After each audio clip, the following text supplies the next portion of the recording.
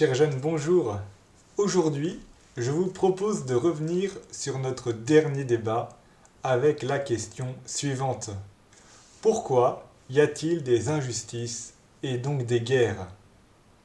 Tout d'abord, nous pouvons regarder ensemble l'épisode de Caïn et Abel dans le livre de la Genèse. Tous deux offrent un sacrifice à Dieu. Et pourtant, Dieu n'accueille favorablement que celui d'Abel. Caïn se met alors dans une grande colère. Dieu serait-il injuste en favorisant Abel? Pour Caïn, c'est évident. C'est pourquoi, pour mettre fin à cette injustice, il va tuer son frère.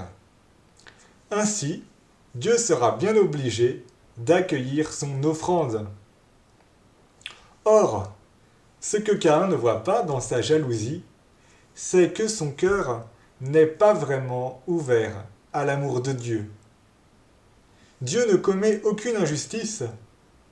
Il ne peut tout simplement pas accepter l'offrande de Caïn, car elle n'est pas faite par amour. Parfois, nous croyons être victimes d'une terrible injustice, alors qu'en réalité, c'est notre propre cœur qui est fermé. Il nous faut donc nous demander si nous ne nous montons pas parfois la tête, ou nous nous faisons une grosse tête même, à cause de notre propre jalousie. Regardons maintenant les différences qui existent entre les hommes. Nous pourrions dire que la nature est injuste. Pourquoi certains ont telle ou telle qualité et pas moi?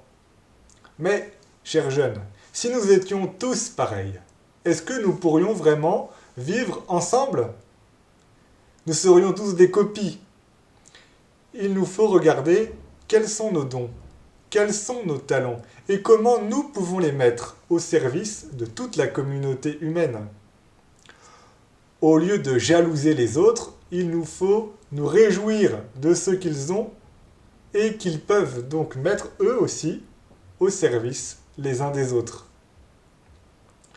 Mais comment faire lorsque je suis victime d'une véritable injustice? Chers jeunes, il nous faut regarder la réaction de Jésus. Le voici cloué sur la croix, après un procès inique et injuste. Que fait-il? Il pardonne. Père, pardonne-leur, ils ne savent pas ce qu'ils font.